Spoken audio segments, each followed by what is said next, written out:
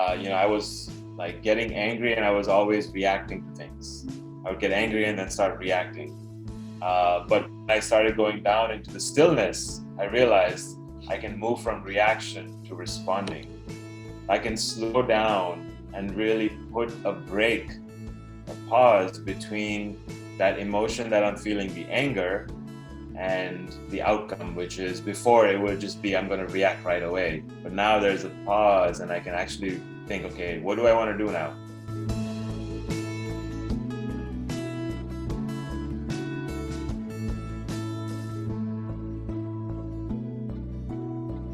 There is a famous quote which says, "Words are free.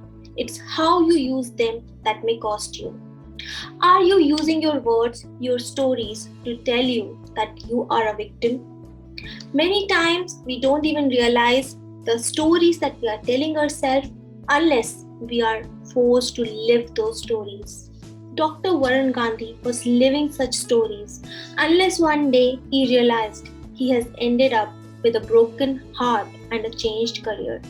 Welcome to Coaches on the Couch, the place where experts share their journey and inspire you to take action. My name is Pratishtha Bhalla and I will be your host for the show. Today we have with us Dr. Varun Gandhi. He was born and brought up in Dubai and he did his master's and doctorate in environmental sciences from the United States. He then quickly moved to follow his heart's calling. Today he calls himself a soulpreneur, an angel investor, an inventor, a philanthropist, and a water doctor. Join us as he shares his story and how your life will can help you in creating better stories and better realities for you. A very warm welcome to you, Dr. Gandhi. Welcome to Coaches on the Couch. I would request you to please share your story and when you mention the power of stories, what makes it so powerful? Thank you so much for having me, Pratishtha. Love and abundance, everyone. Before I start about my story, I really quickly want to do something. I do this at most of my interviews. I want everyone, as a reminder for people to drink water. And what I do is we all take drink water together on air, live. So whoever is listening at any point in time, please just pick up your water bottles whenever you get a chance. If you don't have it on you right now, then the next moment you get a chance, pick up your water bottles and let's take a sip of water together. So cheers, everyone. Let's do it together, and then after that, I'll share why I'm doing this. So cheers. I'll also cheers with you. Cheers, okay. Good, good. Take a gulp, as big of a gulp as you can. People, many people that have spoken to Pratishtha, they don't drink enough water, is what I've found.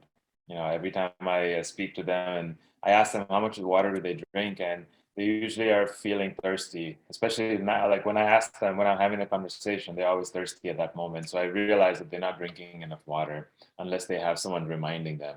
And that's why I want to do this exercise every time I give an interview, so that I'm reminding as many people as I can as they're listening. And why I have this reminder, this is the water doctor aspect. I'll go into my history in just a second.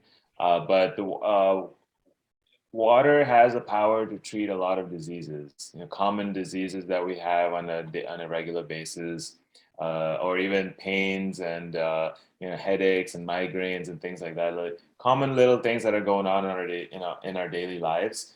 Drinking enough water will cure you from all of those. And there's a book that was written in the 90s that's called Our Bodies Many Cries for Water. Look it up. It has a lot of research, and it talks about some of the diseases in particular. It goes into a lot of detail. And this is the doctor out of Iran who had done all of this research. So I started reading this book. I got really interested, and that's kind of the water doctor title in my name right now. That's evolved into this new form of water doctor. My PhD is also in water engineering and environmental engineering, specifically focused with water. And so that's kind of where my story starts. Is as I was going through my PhD, I was kind of lost in life. Undergraduate, I didn't know what I wanted to do. And then I finally, because my parents and their parents and ancestors, and they all were in civil engineering. So maybe let's go in civil engineering. And so I graduated civil engineering undergrad, master's. I said, you know what? I have I want to do something for the environment. So let me go focus in environmental engineering, which was a branch of civil. So then I started going into environmental engineering. Again, I never had what I was doing at that time. I never really had a passion for it. It didn't feel like, oh, this was it, and I'm always going to be in this career, right? And so I was going through my master's, and then I between my bachelor's and my master's, there was an internship that I took up, a 3-month summer internship, and it was at a civil engineering, environmental engineering company, consulting company. And I was sitting in front of the table every day in my cubicle, looking at spreadsheets. And I thought, 1 month into it, 2 months into it, though, I thought like, this is not what I want to do. I don't care about, writing, looking at data and figuring all these things out. And it wasn't very interesting to me. And I was working on other projects as well. I would go outside and do some field trips and get to explore, but I still didn't feel like I was making a difference. So tabi, I was gonna go for masters. Like, and when I started my masters, I said, you know what, I'm gonna extend this. I'm gonna do a PhD, and I'll stay in school longer. So instead of making a decision on what career I want to do, I'm just gonna stay in school longer. So I stayed in school for another 5 years, 5.5 years, got my PhD, and once I graduated, I went back to a consulting job. Basically, that same summer internship now became 2 years. So I did this consulting job, not learning my own lesson. Uh, and but they say, hindsight is 2020. So yes, sab maine baad mein pata chala ki I was feeling like this. At that time, I was like, okay, it just happened, and so I didn't really realize it consciously. So so then I worked in this job for about a year or so. And what happened is I started having these pains in my solar plexus, my stomach region. So every morning I'd wake up, and it started out being a subtle, small pain. But suddenly, in like 2 months or so, I ignored it for 2 months. And then after that, 3 months later, it became a really strong pain. And it was every morning I'd wake up and it was there in my solar plexus, my stomach region. So I couldn't ignore it at this point. So unconsciously, what I did is I started asking questions. I sat down, I was asking questions to this pain, like, what are you trying to tell me? What message is there for me?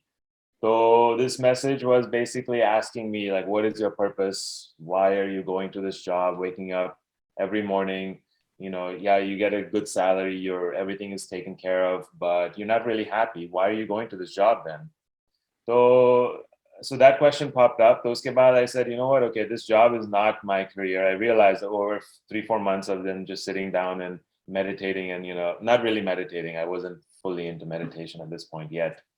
Um, so I would finally came to this realization that, okay, I need to leave this career. I need to leave this job. I don't know what I want to get into.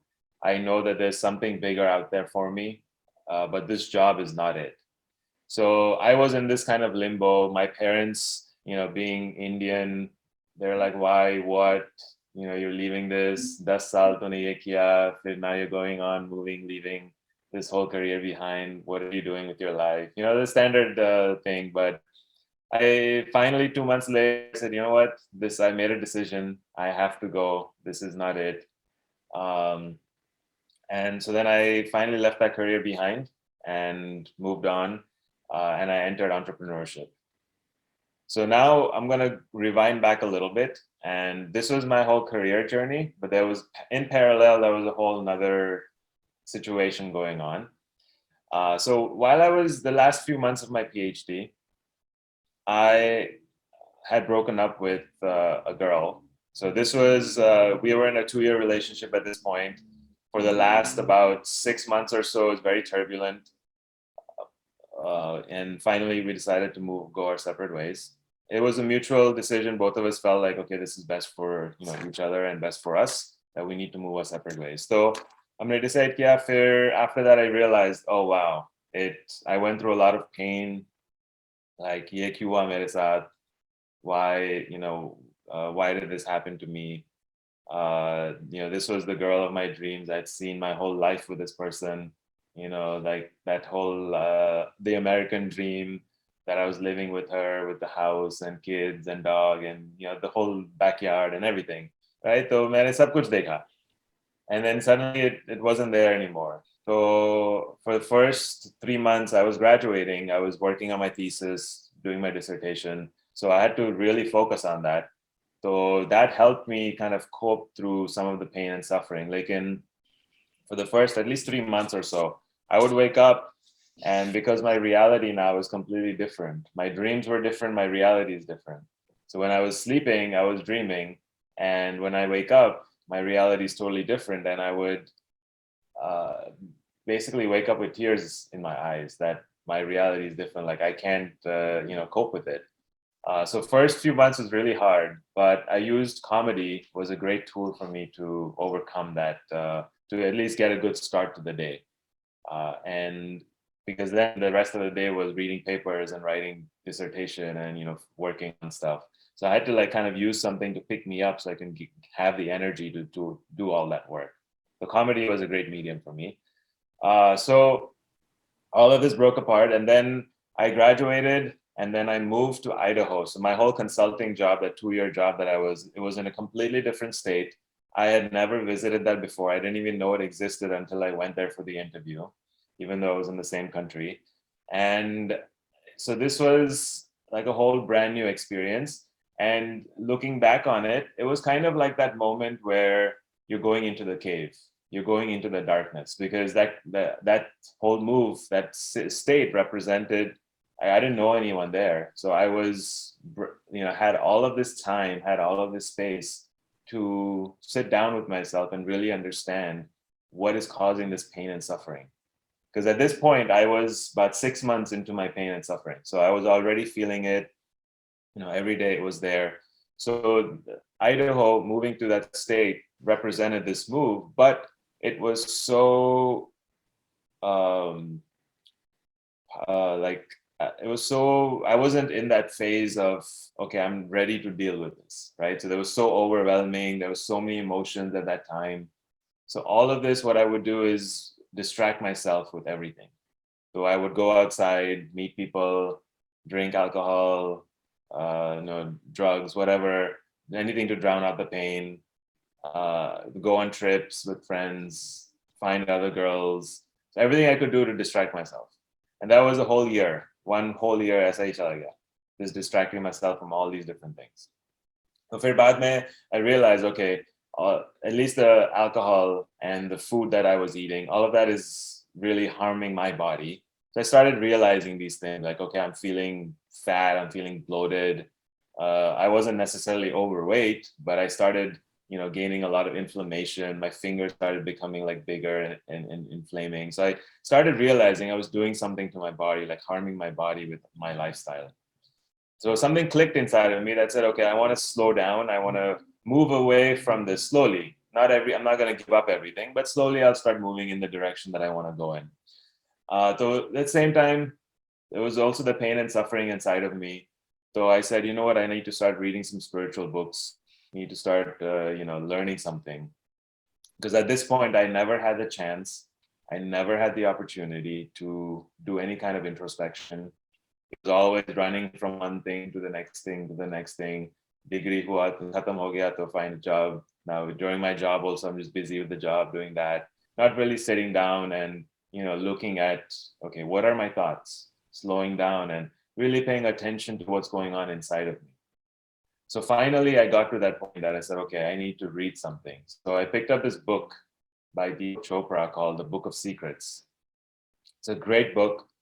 At that time, because I was very new into spirituality, even though I had a background of, my religion is Jain, so I have that kind of Jain spiritual background, but I still wasn't very like into it. I wasn't reading about it. I wasn't curious about it. So I picked up this book, and 95% of it went over my head. It was way too advanced, way too high level. Lekin thoda sa that I picked up was meditation. There's something about meditation in there. So I started reading about what that is. And then I Googled it. And this time I left my job and I moved back to my hometown where I was for 10 years. I did my PhD there in Atlanta. So when I moved to Atlanta, I said, you know what? Now it's time to start a new ritual for me, like a new way to start my morning. and that would be incorporating meditation into my day. So that's when I started, like I picked up meditation. I slowly started meditating. Um, and I know this is my whole story, so I'm gonna keep going till all the way till the end. But if you have any questions, feel free to interrupt and like stop me, because I can keep going all day. um, yeah, and so I started meditating at this time, and my ritual was very interesting. Uh, I didn't go to any classes. I kind of want to learn things myself and curious about things myself. So I would look up online, Google a lot, read a lot, and then finally picked up certain things about meditation and I would apply it myself. So I read a lot of stuff. There's some very good stuff, and there's some very crappy stuff out there. So I was getting confused, like what's real, what's not real. So it took me a while to really understand what meditation truly is. So initially, my ritual became, okay, I'm going to sit down. I just want to meditate for 5 minutes. I said that. I told myself, I don't want to do like 30 minutes, 20 minutes, 15 minutes. That's way too much. Start out slow. So I started out with 5 minutes. That was my target. At this point, I was renting one room in my friend's apartment. So all of my belongings was in that room. And so when I would meditate, I said, you know what? I want to really remove all of the distractions from my life, at that time when I'm meditating. So I would sit in the corner of the room. It was like a punishment. I'm going to sit in the corner of the room and face the corner, but I thought this was the best way for myself, so I could remove everything behind me. Was all of my belongings, everything else. So all of the distractions are gone. Now I'm sitting focused on the corner. The corner I would now the only distraction left was my phone. So this became a distraction for a while. So I would keep my phone away, put it far away, but it would still, and then I would sit in the corner and start meditating. And then I would always have this question every time without fail. Has it been 5 minutes yet? And so then I pick up the phone and be like, oh, it's only been 25 seconds. So, it's always that happens, right? So that also became a distraction. And so I said, you know what? I'm going to put a 5-minute timer on my phone. So I don't have any questions anymore. Whenever 5 minutes are done, the phone will let me know, and that's it. So I don't have to do anything, have that question. So that went out. So I put the phone away now. It has a purpose, 5-minute timer, and it can sit over there far away from me. So now I started really meditating. And what I did is I would either focus on a point, keep my eyes open, focus on a point on the wall, or then eventually I started closing my eyes and focusing, or like imagining there's a point and focusing on that, or imagining there's a little flame and focusing on the flame. So I would do different kinds of meditation to figure out, okay, what works for me? What do I feel like that's best for me? Right? And I had a meditation journal, so I would write down. Going into meditation, how did I feel? During meditation, what happened? What thoughts came up? What was my experience? And then after meditation, what was, how do I feel? What are thoughts coming up right now? So I would write a journal. So I kept that journal for maybe 15 days, maybe a 1 month or so. But that helped me solidify my meditation practice. And so I was able to then start meditating. So it took me about maybe 4 months, 5 months to actually meditate for 5 minutes. Like it took me that long. So it was like a slow process, but it was happening every day. Something was happening. Things were switching in my mind. So it was a fun process. I think you have a lot of patience, because by that time, 4 to 5 months, people already make a decision. I cannot meditate. Yeah. That's the thing. Like I felt like there was something in there, that there's some benefit I can gain out of this, but I felt like it was, like when you go to the gym. You go to the gym and you're working out your muscles. It doesn't happen overnight. Yeah, you'll start feeling maybe one muscle here, one muscle there. And it takes like 4 months, 3 months to actually feel like, okay, now I'm actually strong and I have some muscles. And so I think it's like that. This is the same. Meditation is that exercise, but for the mind, to focus the brain and the mind and get it in a sync with each other. That's meditation has helped me do that. So initially, what I realized is one good analogy for meditation is, when I was first meditating at the very beginning, I felt like I was at the top of the ocean. The top of the ocean, there are a lot of waves, it's very turbulent, right?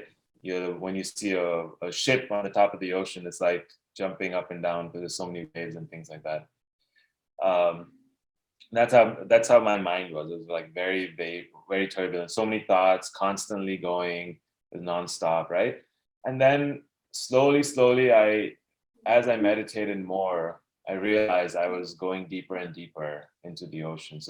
When we go deeper, and at the bottom of the ocean is very still, right? So I started feeling I was gaining that stillness over time. And what this happened is because initially when I was very turbulent, I would get very angry easily. Not easily, it would take me a while to get angry, but it would build up, build up, build up, and then I would let it go. But it would, that just causing that energy to build up inside of me means that, I was like getting angry and I was always reacting to things. I would get angry and then start reacting. But when I started going down into the stillness, I realized I can move from reaction to responding. I can slow down and really put a break, a pause between that emotion that I'm feeling, the anger, and the outcome, which is before it would just be, I'm going to react right away. But now there's a pause and I can actually think, okay, what do I want to do now? Do I want to react in the way I normally would in the past? Or do I want to do something different? And usually what I do is I walk away. I take a step back. So now that's one technique I use with my wife. Whenever we're in a fight or any kind of argument, if I get angry, I walk away. And also, Is that we're about to have, helping you? it helps a lot. Trust me, it helps a lot. Walking away, and then she realizes after doing it multiple times, she realizes that I need my time. I'm angry. I need my time. So she'll just give it to me. She's like, okay, go. Like, you just be by yourself, and and she knows that he'll come back to me within 12 hours, within 24 hours, whatever. I'll come back, and everything will be good. But so that's happened multiple times, and now she knows what happens and how it works. And it's great. Like our fights don't escalate. It's always like diffuse, and that keeps the love going between us, and helps a lot in the relationship. Um, to the point that I even told her we're about to have a baby, our firstborn, in about 4 weeks or so. Thank you so much. And I told her that whenever we're with the baby, whichever parent is with the baby, if we start getting frustrated, and when we start getting, because it's bound to happen, we're going to get frustrated at some point, then it's like, in wrestling, there's a tag team match. It's like, it's not one person doing it at the same time, all by themselves. It's two people. We're both a team. So tag me in, or tag the other person in. So if I'm getting frustrated, I'm going to tag you in and give you the baby, and then I'll step away and I'll walk away so that I don't let my frustration out on the baby. So always, keep in mind that, we want to utilize ourselves as teammates, that we can, switch out and tag each other in. Because if I can give the baby to her, if I'm frustrated, give the baby to her, she'll take better care of him at that time. I can at least walk away, cool down, and then I can come back to him in fresh eyes. In this way, I'm never allowing all of my anger and things that are going on inside of me onto the baby. So that's like practices that we're implementing right away. As you are saying this, I think a lot of women are going to show this interview to their husband who are not helping them with the baby, because it's a partnership, as you said. And I think it's a very important point, that you don't take the frustration on the baby. You take your time to cool off while the other person is handling the baby. Dr. Varun, you mentioned your entire story beautifully, and I hear different parts of your journey, starting with how you were in a career you didn't like, and how your breakup, as well as this career that you wanted to leave, they both made you go on a separate journey altogether, leave that career, go into meditation, spirituality that you had not explored before. So what was the one breaking point which told you, I cannot do this more, I cannot be in this career or this relationship, something needs to change? I think the breaking point was that the breakup that really caused the pain and suffering inside of me to come up. Like I was really, I mean that that was already inside of me. I was exposed to it through that incident, right? And then as I got exposed to it, I realized after 6 months, I realized that I don't want to feel like this anymore. I need to do something about it. But it still took me another whole year to actually do something about it. When I actually picked up Deepak Chopra's book, until then I was drowning out all of that pain. So it was that incident that actually gave me the impetus and really brought up all of the negativity in my life. And it opened up my eyes, right? So because of all of this pain and suffering that came out, I was really now aware, and my eyes were open. I was actually waking up, right? At this point in my life, I was, if you want to call it, I was just drifting through life, right? There are a lot of people, I think this is a important word that I want to explain a little bit. A lot of people, and this was the case for me 100%. I was just going with whatever came in my life. I wasn't, saying that, oh, I want to do this. It was, okay, then the first thing was high school. So go from first grade, second grade, third grade. While I was doing high school or, throughout schooling, I was always in the books, never really had a chance to do much outside of that, never really picked up an instrument or things like that. So I was just going with the flow, like, okay, this is the next thing, I'm going to do this. This is the next thing, I'm going to do this. If it was like given to me by my parents, kind of like they were telling me, okay, this is what you have to do. This is what you have to do. I never had an opportunity to choose, okay, this is what I want to do. Right. So I felt like, and then when I was going through college, I was just, same thing was happening. And this time it wasn't my parents, it was whatever came my way. Okay, this is something and I'm just going to go here. I was like drifting through life. I had no purpose, I had no aim, no motive, no motivation. And I feel like a lot of us youth right now, they may be going through something like this. They don't have any direction, they have no purpose, nothing, that they haven't figured anything in life. I feel like partly because that I never had this chance to self introspect and really understand who I am and what makes me happy. Because if I can understand that, then I know what my purpose is. I know, okay, this is the direction I want to go in. That because of the incident, then I picked up meditation, and now I'm really aware of everything that's going on. Not everything, but most things that are going on inside of me.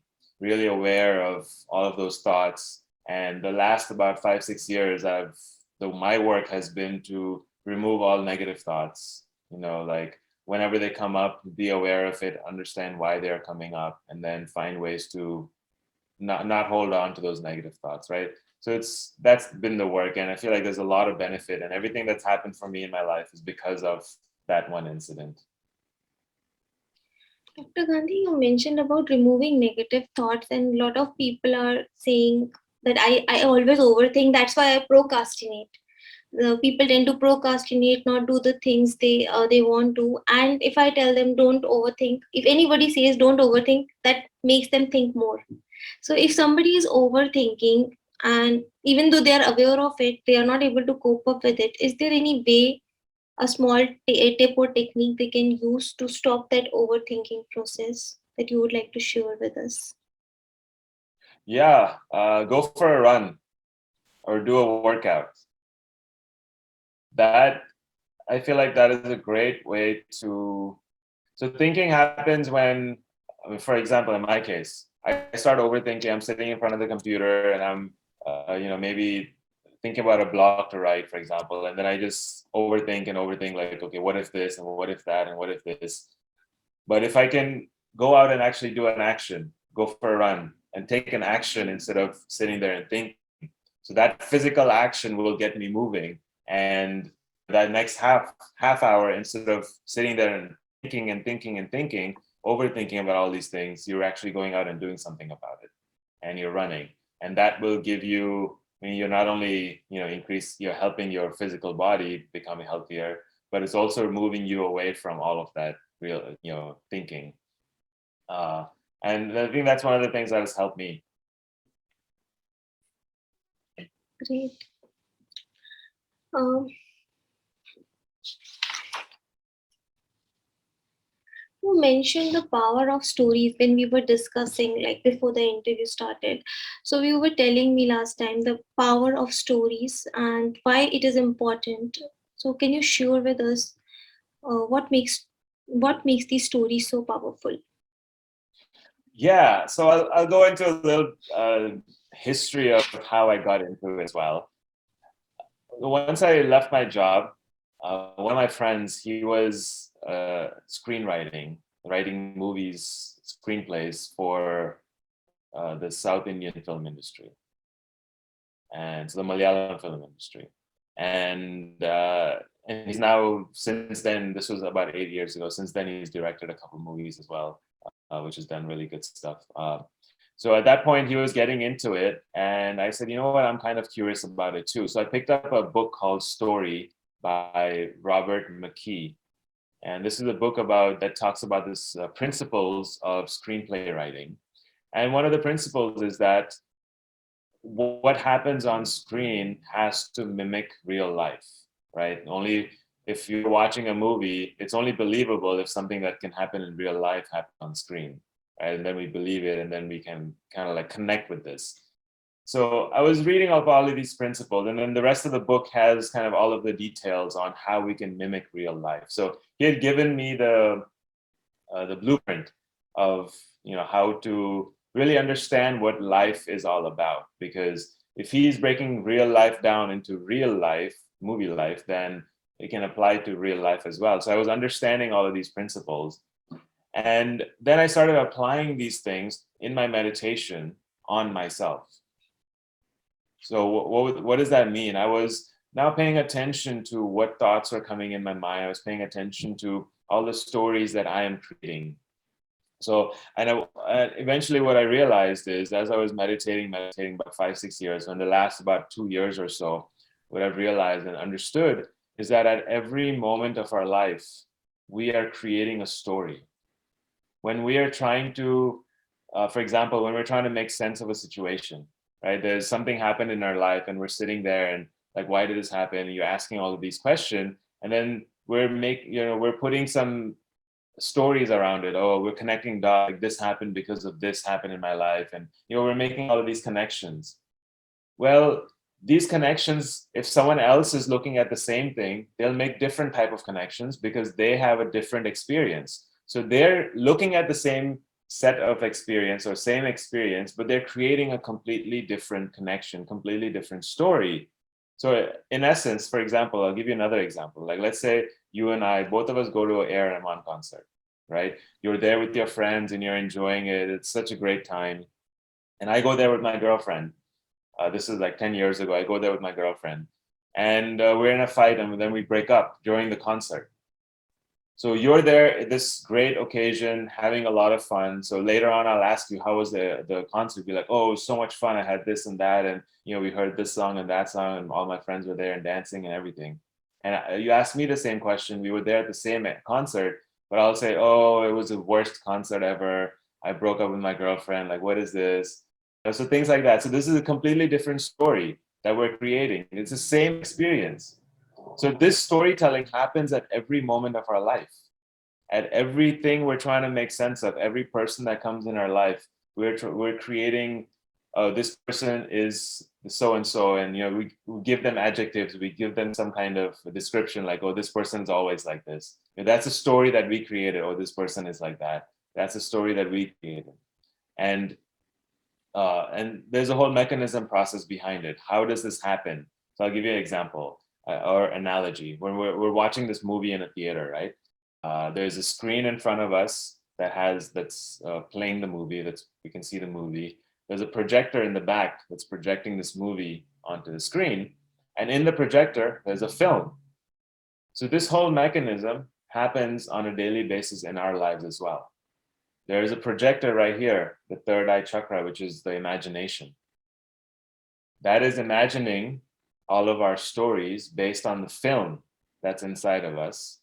The film consists of all of our memories from our past, all of the experiences in our past, all of the traumas of our past, all of the happy moments in the past. All of that is consisted in this film that's inside of us.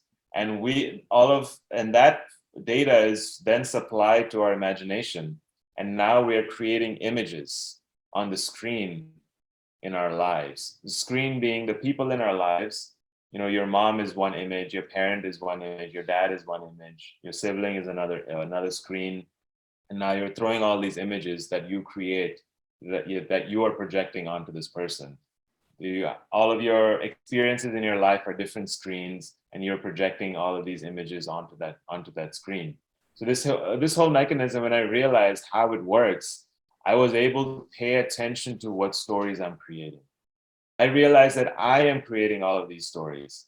When I get angry, it's because something inside of me told me to get angry because I got annoyed by XYZ person, or I got annoyed by this. It's not what that person did. Is a pattern inside of me that's coming up that's saying, oh, because that person is doing this, you have to get angry. And then I get angry, for example. And so I realized that all of these stories are then inside of me. And if I can slow down, I can control what stories I'm creating.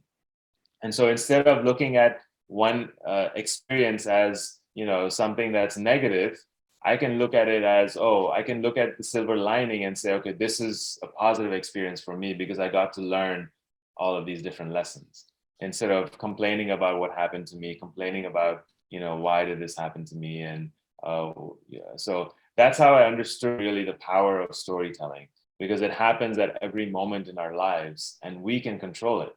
We just have to realize that this is happening. You mentioned about slowing down and then observing what you are thinking, what your mind is saying at that time. But in today's time, when everybody is after success and hustling, and if the moment you tell them, please slow down, and then you'll get a response, I don't have the time. So, if you have to give them three tips how they can slow down and maybe create a better story for themselves, what would they be? Oh boy. Okay. I think one thing would be to do something in the morning when they wake up. Instead of going into that mode of running, why not take 5 minutes and have some kind of ritual? Now, I'm not going to tell you exactly what to do, because every person is different. Whatever I tell you may work for you, but it may not work for your friend because you guys are, you know, completely different. And so in that sense, I would say find something, some kind of meditation. Maybe it's breath work. Maybe it's like pranayama, for example. Maybe it's some kind of yoga. Maybe it's a little small workout, but something that gets you in that moment, like in the moment right now, in the present moment, where you know, and that could also be chanting Om. That could also be sitting down in meditation. So any form of that, whatever works for you, but create a ritual early in the morning, not early, but first thing in the morning, so that you're not right after, you know, right as your foot touches the floor, you're going to start running. That you don't want that to happen, right? So you could slow down at the very beginning. And when I'm saying slow down, you could still be doing 1,000 things, and that's fine. But how are you inside? That's what I'm talking about. How is your inner environment? Are you inside of you? How are you feeling as you're doing all of these 1,000 different things throughout the day? Are you constantly like, oh, I have to go do this? Are you constantly, or are you whining? Are you complaining? Or do you feel like, oh, I have to, you know, overcome so many challenges? Or are you going through all of this happily, like enjoying it? So it's completely different experience of how you do all of these different things. And if you can pay attention to how you're experiencing everything and start moving in the direction of being joyful, right? Because everyone, at the end of the day, we all want to be happy. How do we be happy? Is approach all of your tasks with happiness. And if you can do that at every moment of your day, then you're living life and you're having fun while doing everything that you want to do.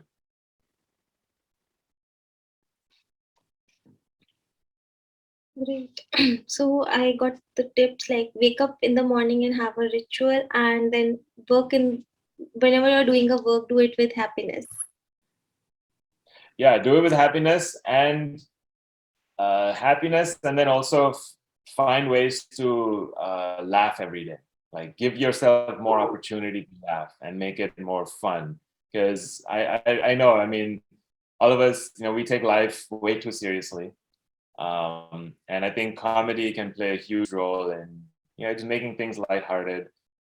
Because, at the end of the day, we're all here to, I mean, people say we're running after money and all that, and that's why they're here. But I think that's not the real reason they're here. We're all here to just have a good time and be happy and live a joyful life.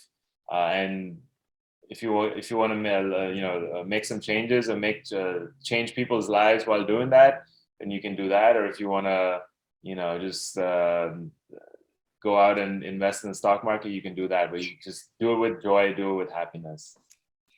I think these are great tips. Everybody can at least start with a ritual as they start their day, and be happy in whatever they're doing, and use some comedy in their life. Thank you so much, Dr. Varun, for sharing these tips and for your time. Because we are towards the end of the session, would you like to share anything towards the end with the audience? So in summarize those tips, and then to summarize everything: 1, drink more water. Cheers. 2, pay attention to the stories that you're creating at every moment of your life. We are story creation machines. That's how, image creation machines, and that's how we operate. All human beings are like that, and it's happening at every moment of our lives. If you can pay attention to that, you can turn your life around and inject comedy in your life every day. That's lovely. Thank you so much, Dr. Varun. And I'll be sharing all your social media handles and your links in the chat box, in the description box. So if anybody would like to reach out to you, they can do it. And to all the audience, if you have any questions, you can ask in the comment box, and Dr. Gandhi or I will respond to it. So please feel free to share any questions or suggestions you have. Thank you so much for being with us, staying with us till the end. I hope you enjoyed it. If you did, please like this channel, subscribe to it, download the podcast, and write to me how it was like listening to us. Thank you so much. I'll meet you next week with another amazing coach. Till then, keep smiling and keep shining. It's me, Pratishtha.